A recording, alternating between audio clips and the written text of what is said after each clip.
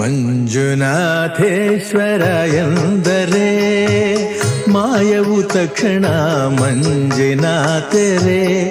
ಅಳಿಯುವುದಾಗಲೇ ಎಲ್ಲ ತೊಂದರೆ ದೊರೆಯುವುದು ಆ ಶಿವನ ಆಸರೆ. ಮಂಜುನಾಥೇಶ್ವರ ಎಂದರೆ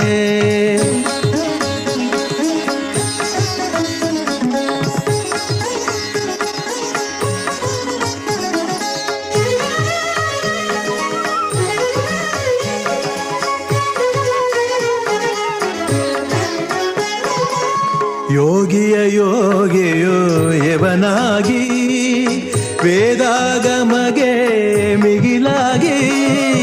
ಯೋಗಿಯ ಯೋಗಿಯೋ ಯವನಾಗಿ